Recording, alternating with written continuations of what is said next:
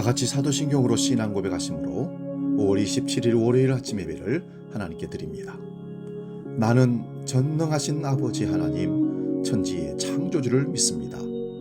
나는 그의 유일하신 아들 우리 주 예수 그리스도를 믿습니다.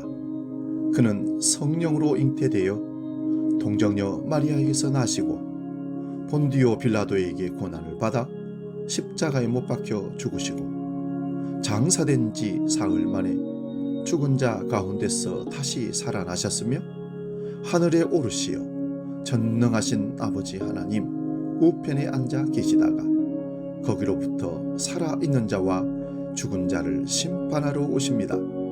나는 성령을 믿으며 거룩한 공교회와 성도의 교제와 죄를 용서받는 것과 몸의 부활과 영생을 믿습니다.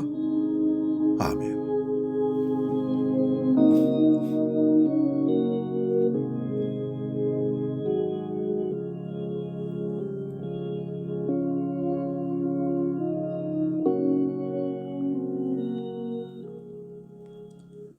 찬송가 384장 나의 갈 길 다가도록 함께 찬송합니다.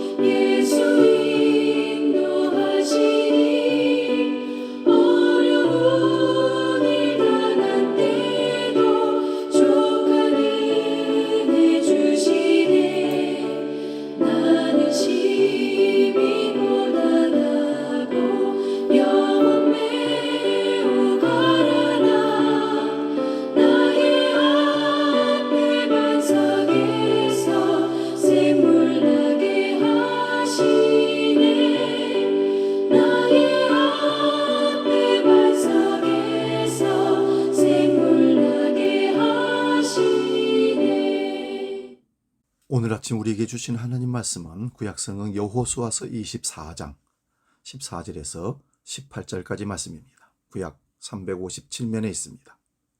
이 말씀 봉독할 때 살아계신 하나님의 음성을 들을 수 있기 바랍니다. 여호수아서 24장 14절에서 18절 지금 봉독합니다. 그러므로 이제는 여호와를 경외하며 온전함과 진실함으로 그를 섬기라. 너희의 조상들이 강 저쪽과 애굽에서 섬기던 신들을 치워버리고 여호와만 섬기라. 만일 여호와를 섬기는 것이 너희에게 좋지 않게 보이거든 조상들이 강 저쪽에 섬기던 신들이든지 또는 너희가 거주하는 땅에 있는 아모리 족속의 신들이든지 너희가 섬길 자를 오늘 택하라. 오직 나와 내 집은 여호와를 섬기겠노라 하니 백성이 대답하여 이르되 우리가 결단코 여호와를 버리고 다른 신들을 섬기기를 하지 아니하리오리니 이는 우리 하나님 여호와께서 친히 우리와 우리 조상들을 인도하여 애굽 땅 종되었던 집에서 올라오게 하시고 우리 목전에서 그 큰 이적들을 행하시고 우리가 행한 모든 길과 우리가 지나온 모든 백성들 중에서 우리를 보호하셨음이니며 여호와께서 또 모든 백성들과 이 땅에 거주하는 아모리 족속을 우리 앞에서 쫓아내셨습니다. 그러므로 우리도 여호와를 섬기리니 그는 우리 하나님이시니이다 하니라. 아멘. 오늘 봉독한 말씀으로 선택과 결단 이런 제목으로 말씀의 은혜를 나눕니다. 지금까지 살아오면서 결단 또는 선택을 해야 할 때 본질적인 문제는 우리 역량을 다해서 주장하지만 비본질적인 문제는 상대방의 의견을 들어서 합리적으로 처리하려고 노력했습니다. 이런 원칙은 필요 없는 마찰을 하지 아니하면서 살아올 수 있었습니다. 우리는 직접 결정을 내리지 않고도 그럭저럭 살아갈 수 있습니다. 진학이나 취업이나 결혼, 이직 또는 창업처럼 중요한 결단을 낼 때도 있지만 대충 흐름에 호응하면서 살아갈 수도 있습니다. 어찌어찌 정했거나 타인의 결정에 따르기만 했거나 선택지마저 누군가가 던져준 때가 바로 그런 때입니다. 수많은 창업가와 경영인을 만나보면 자기 대에 성공한 중소기업 경영자는 대부분 다른 누구와도 상의하지 않고 남의 이야기를 듣지 않는 경향이 있습니다. 그 이유는 무엇일까요? 최고 경영자는 자신이 경영하는 사업에 관해서는 가장 뛰어난 아이디어와 판단력을 가지고 있기에 그 조직의 수장이 될 수 있었고, 그 아이디어와 판단력이 동종업계 타 기업보다 뛰어났기 때문에 성장하고 업계에서 살아남을 수 있었다고 합니다. 그렇다면 신앙에 있어서 선택과 결단은 누구의 선택과 결단이 필요한 것일까요? 당연히 하나님의 택하신 백성이기에 그분의 선택하심을 감사하고 그분의 말씀에 결정에 순종하겠다는 결단만이 있을 뿐입니다. 하나님의 선택하심과 우리가 하나님 말씀의 믿음으로 그 말씀에 순종하는 결단이 우리 삶을 이끌어가는 신앙의 여정입니다. 우리가 하나님을 신앙함은 모두가 동의하고 합리적 이해를 주기 때문에 믿는 것은 결코 아니라는 이유가 바로 여기서 기인되는 것입니다. 가나안 땅 정복과 분배의 역사를 마무리한 여호수아는 모든 백성을 세겜에 모으고 마지막 축복을 베풀고 마지막 유언 같은 설교를 하게 됩니다. 모세가 모압 평지에서 한 설교처럼 가나안에서의 영광된 삶을 위한 마지막 설교를 했던 것입니다. 그 설교의 핵심은 선택에 대한 것입니다. 정복과 분배를 마무리한 이스라엘 백성은 하나님의 영광이 충만한 행복한 삶을 사느냐, 아니면 고통과 슬픔이 충만한 불행한 삶을 사느냐 하는 기로에 서게 됐습니다. 여호수아의 외침처럼 우리는 모든 면에서 철저하게 하나님의 택하심을 받은 말 그대로 하나님의 백성입니다. 하나님 앞에서 하나님 중심의 삶을 살아야 할 이유가 바로 여기 있는 것입니다.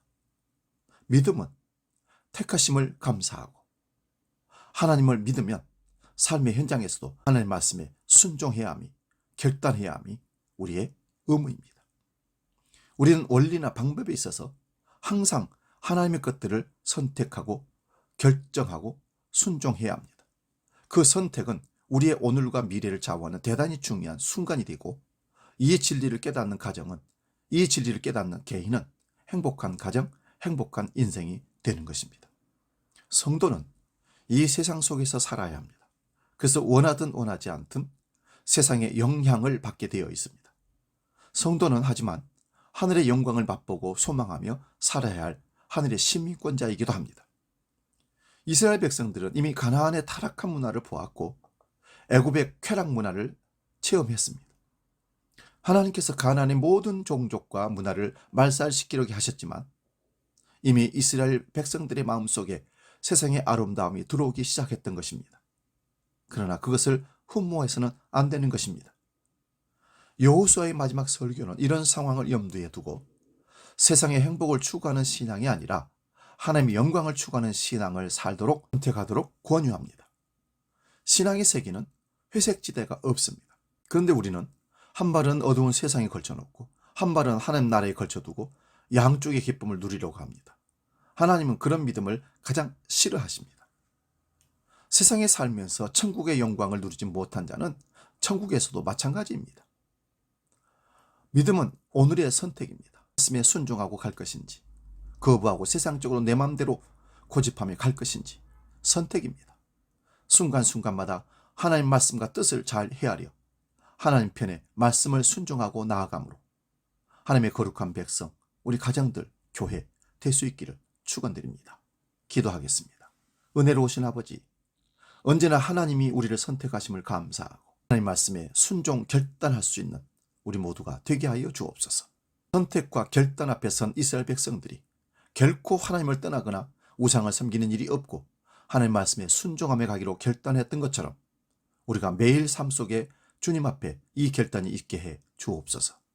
주기도록 기도합니다. 하늘에 계신 우리 아버지, 아버지의 이름을 거룩하게 하시며 아버지의 나라가 오게 하시며 아버지의 뜻이 하늘에서와 같이 땅에서도 이루어지게 하소서.